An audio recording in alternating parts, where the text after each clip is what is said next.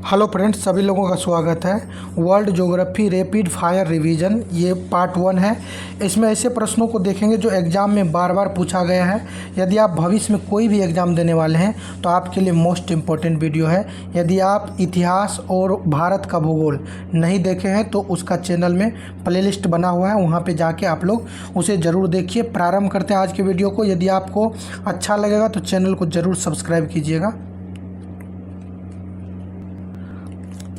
पहला चैप्टर है ब्रह्मांड एवं सौरमंडल। इसमें पहला प्रश्न है चंद्रमा के सदृश ग्रह हैं। तो चंद्रमा के सदृश ग्रह कौन से हैं? तो बुध जो है चंद्रमा के सदृश ग्रह है।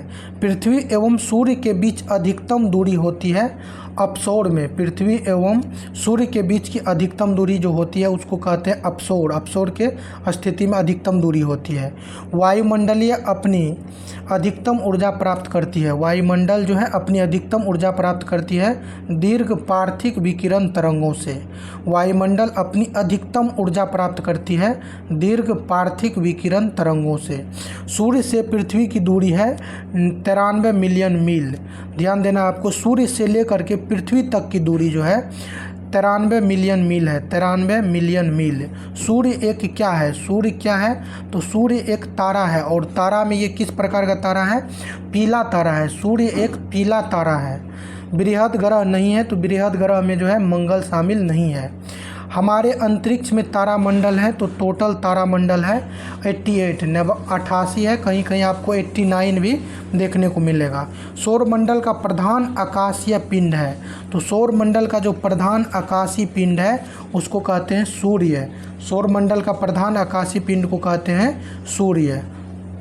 आंतरिक परत है नीफे। नीफे के निर्माण में कौन से तत्वों की प्रचुरता होती है? तो नीफे को जैसे आप लिखेंगे NiFe, तो इसी में आपको निकल के आ जाएगा Ni से निकिल और Fe से आपको हो जाएगा फेरस या लोहा। तो निकेल और लोहा का मिश्रण है किसमें? नीफे में। नेक्स्ट है सेरस, एक बौना ग्रह है जो मौजूद है।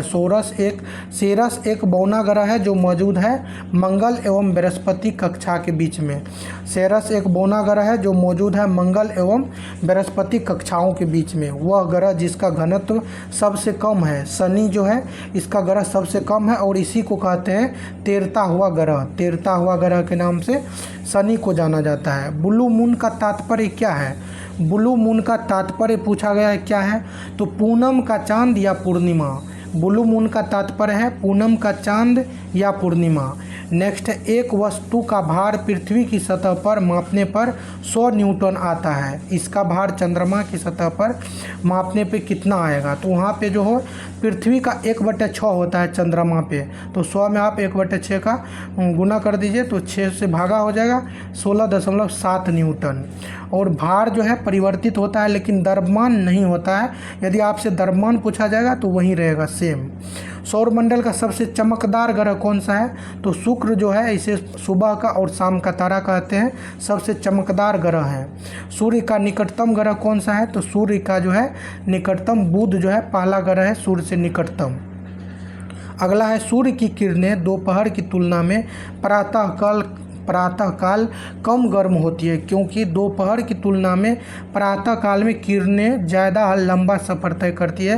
क्योंकि प्रातः में आप देखेंगे तो सूर्य जो है आपको मान लो कि इस तरफ रहेगा और ये पृथ्वी यहाँ है, तो इस तरह से उसको दूरी तय करना पड़ता है। और दोपहर में सीधे ऊपर रहता है तो कम दूरी तय करना पड़ता है। तो इसी वजह से जो है सुबह में दोपहर की तुलना में प्रातःकाल कम गर्मी होती है।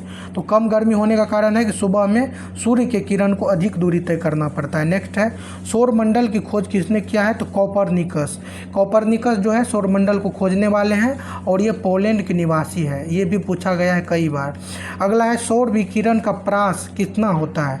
सौर विकिरण का प्रास जो होता है 400 से लेकर के 780 न्यूटन नैनोमीटर होता है। नेक्स्ट है सौरमंडल का भाग नहीं है। तो निहारिका जो है इसको आपको ध्यान में रख लेना है कि निहारिका सौरमंडल का भाग नहीं है। बहुत बार ये प्रश्न पूछा गया है। अगला है सूर्य ग्रहण कब होता है? तो जब चंद्रमा बीच में आ जाएगा। सौर ऊर्जा प्राप्त होती है सूर्य से। सौर ऊर्जा किससे प्राप्त होती है? सूर्य से।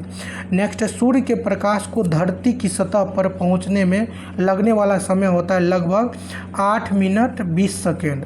और कभी कभी आपको जो है सेकेंड में दे देगा, तो टोटल हो जाएगा आपको 8 से 60 का गुना करेंगे तो कितना हो जाएगा, 8 गुना 60 करेंगे तो 400 हो जाएगा 80, और इसमें 20 जोड़ेंगे तो 500 सेकेंड जो है आपको हो जाएगा। सेकेंड में रहेगा तो 500 सेकेंड।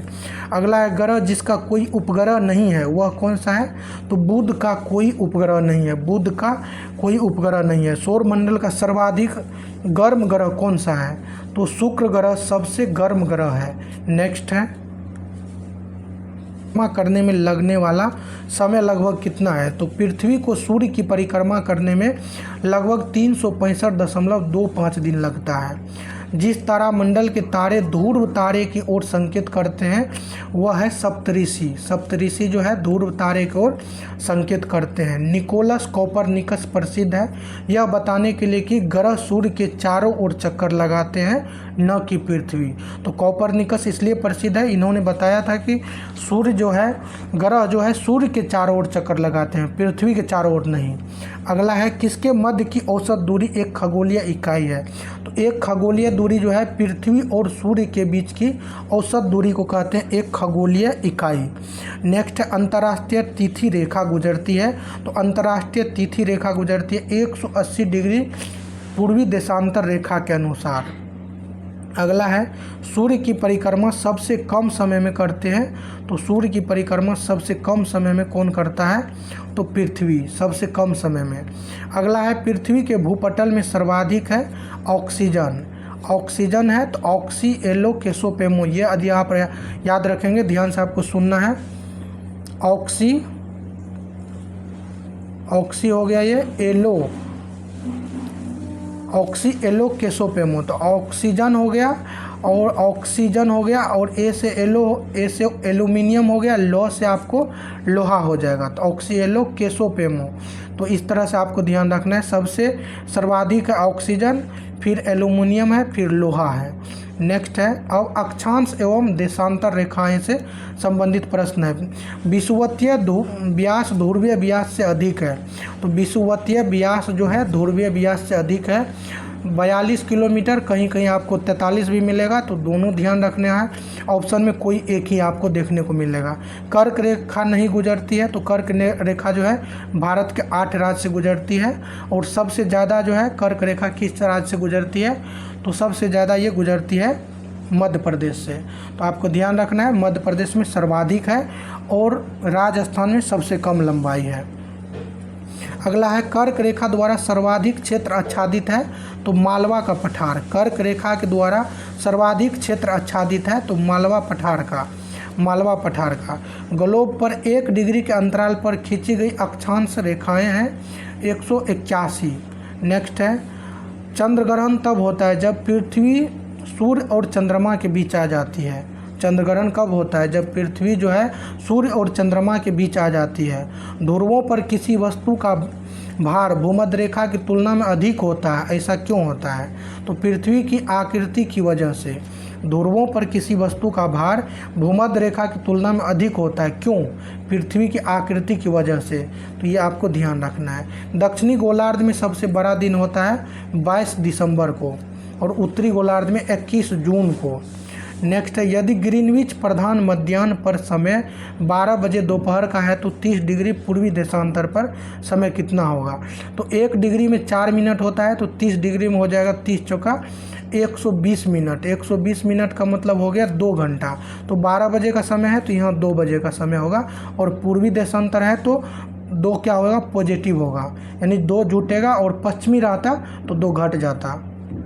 अगला है, अंतर्राष्ट्रीय दिनांक रेखा खींची जाती है। तो अंतर्राष्ट्रीय दिनांक रेखा खींची जाती है, मतलब खींचा जाता है। तो अंतर्राष्ट्रीय दिनांक रेखा जो है प्रशांत महासागर से होकर निकलती है, प्रशांत महासागर से अंतर्राष्ट्रीय दिनांक रेखा। अगला है, विश्व के महाद्वीप, देश, राजधानी एवं सीमाएं। तो मोस्ट इम्पोर्टेंट है ये भी टॉपिक, इसको प्रारंभ करते हैं। दक्षिण अफ्रीका की राजधानी कहाँ है? दक्षिण अफ्रीका की राजधानी केप टाउन है। पेंजिया से टूटे हुए दक्षिणी महाद्वीप को क्या कहते हैं? तो पेंजिया से जो टूटे हुए दक्षिणी महाद्वीप है उसको कहते हैं गोंडवाना लैंड। और भारत का जो दक्षिणी भाग है गोंडवाना लैंड का हिस्सा है। और आप देखेंगे दक्षिण अमेरिका भी, यानी दक्षिण में जो भी है वो गोंडवाना लैंड का भाग है। तो दक्षिण में जैसे भारत का दक्षिणी भाग ऑस्ट्रेलिया हो गया, आपको अफ्रीका का दक्षिणी भाग हो जाएगा, और जो है दक्षिण अमेरिका महाद्वीप ये भी गोंडवाना लैंड का भाग है। अगला है आर्कटिक क्षेत्र और अंटार्कटिका क्षेत्र। आर्कटिक क्षेत्र और अंटार्कटिका महाद्वीप स्थित है उत्तरी और दक्षिणी ध्रुव के निकट। आर्कटिक क्षेत्र जो है और अंटार्कटिका महाद्वीप, तो आर्कटिक आपको उत्तरी ऊपर में हो जाएगा और अंटार्कटिक महाद्वीप जो है दक्षिणी ध्रुव के निकट है। क्षेत्रफल के अनुसार सबसे विशाल महाद्वीप कौन है? तो एशिया जो है सबसे विशाल है। वे देश जिसकी पर्वतीय सीमा सबसे लंबी है, तो चिली और अर्जेंटीना। वह देश कौन सा है जिसका पर्वतीय सीमा सबसे लंबी है? तो ये पर्वतीय सीमा पूछा गया इसीलिए काफ़ी इम्पोर्टेंट है। तो चिली अर्जेंटीना का पर्वतीय सीमा सबसे लंबी है। नेक्स्ट है सागर के साथ भूमि सीमा बनाने वाले देश कौन से हैं? तो मृत सागर के साथ भूमि सीमा जॉर्डन, इजराइल और फिलिस्तीन। मृत सागर के साथ भूमि सीमा बनाने वाले देश हैं जॉर्डन, इजराइल और फिलिस्तीन। तो मृत सागर के साथ आपको ध्यान रखना है। तो मृत मतलब क्या होगा? मर जाना, और मरता है तो जला दिया जाता है। तो जॉर्डन, और यहाँ पे भी जौलो है तो जला दिया हुआ, और फिलिस्तीन मतलब मरने के बाद आदमी को फेंक भी दिया जाता है। तो जॉर्डन हो गया जलाने से, और इजराइल भी जलाने से, फेंकने से फिलिस्तीन। तो मृत सागर के साथ भूमि सीमा बनाने वाला देश है जॉर्डन, इजराइल, फिलिस्तीन। नेक्स्ट है वह नदी जो भारत से निकलकर पाकिस्तान में जाती है। तो सतलुज नदी जो है, और इसके अलावा भी नदी है, चिनाब है, सिंधु है। तो ये यहाँ पे आपको ध्यान देना है कि वह नदी जो भारत से निकलकर पाकिस्तान जाती है तो सतलुज नदी है। अगला है अफ़गानिस्तान किस देश के साथ सबसे लंबी अंतर्राष्ट्रीय सीमा रखता है? तो अफ़गानिस्तान जो है सबसे लंबी अंतर्राष्ट्रीय सीमा पाकिस्तान के साथ बनाता है। अगला है वह महाद्वीप जिसमें सबसे अधिक देश है। तो वह महाद्वीप कौन सा है जहां देशों की संख्या सबसे अधिक है? तो ये अफ्रीका महाद्वीप है जहां देशों की संख्या सबसे ज़्यादा है। भौगोलिक क्षेत्र की दृष्टि से जापान का सबसे बड़ा द्वीप कौन सा है? होन्शु द्वीप। होन्शु द्वीप है सबसे बड़ा। डेनमार्क के अधीन एक स्वायत्त घटक देश है। तो डेनमार्क के अधीन एक स्वायत्त घटक देश है ग्रीनलैंड, यानी ग्रीनलैंड जो है डेनमार्क के अधीन स्वायत्त घटक देश है। अगला है भौगोलिक क्षेत्र की दृष्टि से सीमा रहित सबसे बड़ा देश कौन सा है? तो भौगोलिक क्षेत्र की दृष्टि से सीमा रहित सबसे बड़ा देश जापान है, यानी जापान जो है भौगोलिक रूप से किसी से सीमा नहीं लगाते हैं। तो ये आपको ध्यान रखना है। अगला है सर्वाधिक उत्तरी दक्षिणी लंबाई वाली सीमा वाला देश कौन सी है? तो सर्वाधिक उत्तरी दक्षिणी लंबाई वाली सीमा वाला देश, यानी उत्तर से दक्षिण के रूप में अक्षांशीय रूप में सबसे लंबी सीमा किस देश का है? तो चिली का है। चिली ध्यान रखना है। और चिली का मतलब आप ऐसे याद रख सकते हैं मिर्च है, और मिर्च कैसा रहता है? तो मिर्च ऐसे लंबा रहता है। तो उत्तर दक्षिण आपको हो गया कि चिली की सबसे लंबा है। अगला है एक स्थल रूप देश है। तो हंगरी जो है बेल्जियम, हंगरी, रोमानिया, यूक्रेन में। तो हंगरी जो है एक क्या है? स्थल रूप देश है। स्थल रूप मतलब हो गया कि जो चारों तरफ से भूमि से आबद्ध हो, बंद हो, समुद्री सीमा न लगाता हो। अगला है इजराइल की उभयनिष्ठ सीमाएं। तो इजराइल जो है अभी युद्ध हुआ है तो इसलिए काफ़ी इम्पोर्टेंट है। तो इजराइल की उभयनिष्ठ सीमाएं हैं लेबनान, सीरिया, जॉर्डन, मिस्र के साथ। तो इजराइल के पड़ोसी कौन कौन है? लेबनान है, सीरिया है, जॉर्डन है, मिस्र के साथ। तो इजराइल की सीमा आपको ध्यान रखना है क्योंकि काफ़ी इम्पोर्टेंट है। लेबनान, सीरिया, जॉर्डन, मिस्र। लेबनान, सीरिया, जॉर्डन और मिस्र के साथ इजराइल का सीमा है। अगला है क्षेत्रफल के अनुसार सबसे बड़ा महाद्वीप कौन सा है? तो क्षेत्रफल में अफ्रीका जो है सबसे बड़ा है। यूरोप, अफ्रीका, उत्तरी अमेरिका, दक्षिण अमेरिका में। तो आपको यहाँ पे क्षेत्रफल के हिसाब से पूछा गया है इसमें, क्योंकि ध्यान देना आपको कि क्षेत्रफल के अनुसार सबसे बड़ा महाद्वीप ऑप्शन के हिसाब से यहाँ पे अफ्रीका दिया गया, ऐसे जो है अपना एशिया है। अगला देखते हैं भूगर्भिक इतिहास एवं शैल तंत्र। तो यहाँ पे पहला प्रश्न एक कायांतरित चट्टान नहीं है, तो डोलोमाइट जो है ये कायांतरित चट्टान नहीं है, तो ऑप्शन बेस है। अगला है खनिज में चट्टान के स्तर में जमा होता है, खनिज में चट्टान के स्तर में जमा होता है अवसादी चट्टान और रूपांतरित चट्टान। खनिज में चट्टान के स्तर में, चट्टान के स्तर में अवसादी चट्टान और रूपांतरित चट्टान जमा होता है। पृथ्वी की परपट्टी में सबसे प्रचुर तत्व कौन सा है, तो ऑक्सीजन जो है सबसे प्रचुर तत्व है। पृथ्वी के करोड़ में सर्वाधिक पाए जाने वाले तत्व हैं, तो निकेल और फेरस। पृथ्वी के करोड़ में सर्वाधिक है निकेल और फेरस। पृथ्वी की आयु का निर्धारण किया जाता है, तो आयु का जो पृथ्वी का आयु है यूरेनियम डेंटिंग के द्वारा निर्धारित होता है। वलन क्रिया परिणाम है, वलन क्रिया है पर्वत निर्माणकारी बल का, पर्वत निर्माणकारी बल का जो है परिणाम है वलन क्रिया। नेक्स्ट है विवर्तनिक क्रिया से अलग हुए हैं, तो ये महाद्वीप अलग हुए हैं विवर्तनिक क्रिया से, यानी एक प्लेट से जो अलग अलग प्लेट में महाद्वीप बटा हुआ है, तो ये क्यों हुआ है, विवर्तनिक क्रिया से। अगला है सर्व प्राचीन सेल समूह की आयु आंकी जाती है, तो ये यूरेनियम लेड विधि से मापी जाती है। अगला है समुद्र तल पर पृथ्वी के केंद्र के सबसे निकट स्थान, समुद्र तल पर पृथ्वी के केंद्र के सबसे निकट स्थान है उत्तरी ध्रुव। समुद्र तल पर पृथ्वी के केंद्र के सबसे निकट स्थान, तो यह है उत्तरी ध्रुव। चलिए नेक्स्ट देखते हैं। अब है पर्वत, पठार तथा मरुस्थल। तेहरान किस पर्वत पर स्थित है, तेहरान जो है, तेहरान ईरान की राजधानी है, और ये तेहरान किस पर्वत पे है, तो एल्बुर्ज पर्वत पे है। मोस्ट इम्पोर्टेंट है क्योंकि अभी ईरान और इजराइल का युद्ध हाल ही में समाप्त हुआ है, काफ़ी पूरे वर्ल्ड में फेमस रहा है ये युद्ध, तो इसीलिए तेहरान जो है ईरान की राजधानी है, और ये तेहरान जो है किस पर्वत पे है ये पूछा जा रहा है, तो तेहरान आपको एल्बुर्ज पर्वत पे हो जाएगा।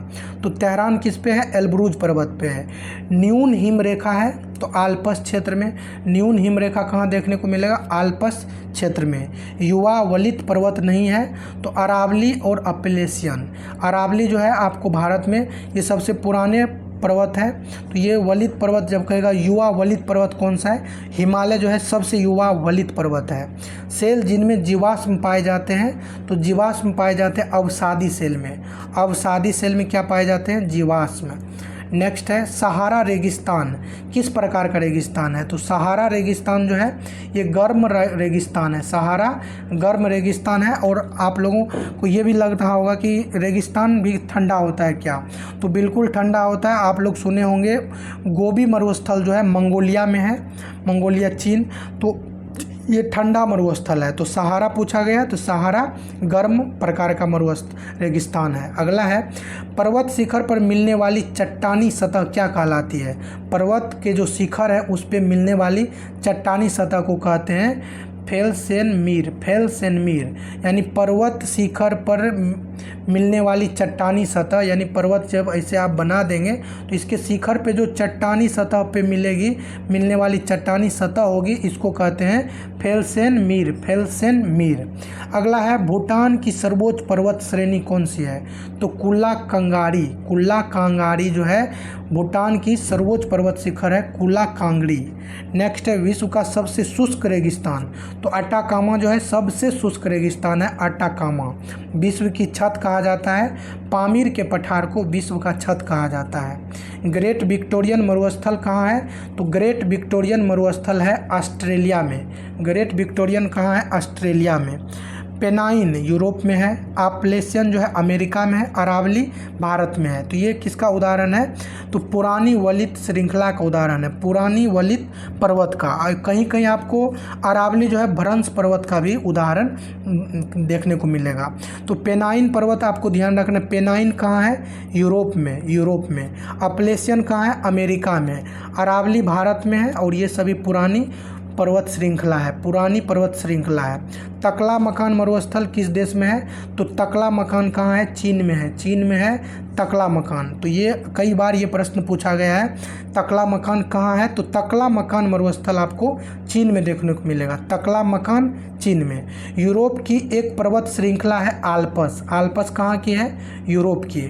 नेक्स्ट देखते हैं विश्व की सबसे ऊंची चोटी किस प्रकार के पर्वतों में पाई जाती है? तो विश्व की सबसे ऊंची चोटी जो है नवीन मोरदार पर्वत में। तो सबसे ऊंची चोटी कौन सा है? माउंट एवरेस्ट है, जो हिमालय में पाई जाती है।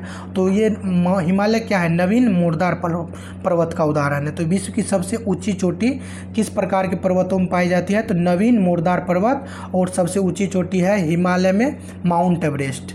नेक्स्ट है, विश्व की सर्वाधिक लंबी पर्वत श्रृंखला कौन सी है? तो सबसे लंबी जो है एंडीज है, विश्व की सबसे लंबी पर्वत श्रृंखला एंडीज। गोबी मरुस्थल स्थित है, तो गोबी मरुस्थल आपको चीन में देखने को मिलेगा, चीन में। नेक्स्ट है, रेगिस्तानी क्षेत्र में मशरूम सेल का निर्माण किसका उदाहरण है? रेगिस्तानी क्षेत्र में जब आप देखेंगे कि मशरूम सेल का निर्माण किसका उदाहरण है? अपघर्षण भूक्षरण का। तो ये इम्पोर्टेंट है कि रेगिस्तानी क्षेत्र में, क्योंकि रेगिस्तानी क्षेत्र में कभी आपको जल्दी कोई पौधा देखने को नहीं मिलेगा, तो रेगिस्तानी क्षेत्र में ये मशरूम सेल का निर्माण किसका उदाहरण है? अपघर्षण भूक्षरण का। अपघर्षण भूक्षरण ध्यान रखना आपको। पृथ्वी की छत स्थित है तिब्बत पठार में, तिब्बती के पठार में, पामीर का पठार। अब है ज्वालामुखी एवं भूकंप। ज्वालामुखी एवं भूकंप है, एक भूकंप गंभीर है, विध्वंसकारी है, तो प्लूटोनिक भूकंप है। एक भूकंप गंभीर है और विध्वंसकारी है, तो ये प्लूटोनिक भूकंप है। रिएक्टर स्केल मापक पैमाना है, तो रिएक्टर स्केल भूकंप को मापने के लिए प्रयोग करते हैं। भूकंप की गहनता मापने हेतु किसका प्रयोग करते हैं? तो गहनता जो है तो ये मर्केली पैमाने पर मापते हैं, मर्केली। तो गहनता मापने के लिए किसका प्रयोग करते हैं? मर्केली। तो आपको ऐसे ध्यान रखना है, गहनता मतलब क्या? पूरे नीचे जा रहा है, मतलब पूरे गहन से अध्ययन कर रहा है, तो मर्केली। मर्केली पैमाना से क्या मापते हैं? भूकंप की गहनता को मापते हैं। भूकंप की तीव्रता को किससे मापते हैं? भूकंप की तीव्रता का मापन किया जाता है मशीन द्वारा, सिस्मोग्राफ पे। तो आपको ऐसे ध्यान रखना है कि तीव्रता आपको क्या लग रहा है कि जैसे किसी ग्राफ पे आप देखेंगे तो तीव्रता ऐसे आपको शो होगा, तीव्रता। और तीव्रता ये क्या साबित कर रहा है? एक ग्राफ बना रहा है, एक ग्राफ बना रहा है, तो तीव्रता मापते हैं। तीव्रता का मापन किससे करते हैं? सिस्मोग्राफ से। ये मैं इसलिए बता रहा हूँ क्योंकि जब आपके सामने ऑप्शन आएगा ना सिस्मोग्राफ, रिएक्टर स्केल, तो फिर आप कन्फ्यूजन कर जाएंगे। तीव्रता एक ग्राफ शो करता है, तो ये भूकंप की तीव्रता मापने के लिए सिस्मोग्राफ का प्रयोग करते हैं। अगला है टफ संबंधित है। टफ किससे संबंधित है? टफ, टफ एक शब्द है, ये संबंधित है ज्वालामुखी के राख से। ज्वालामुखी के जो ज्वालामुखी फटने के बाद राख निकलता है उसी को टफ कहते हैं। तो टफ किससे संबंधित है? ज्वालामुखी के राख से।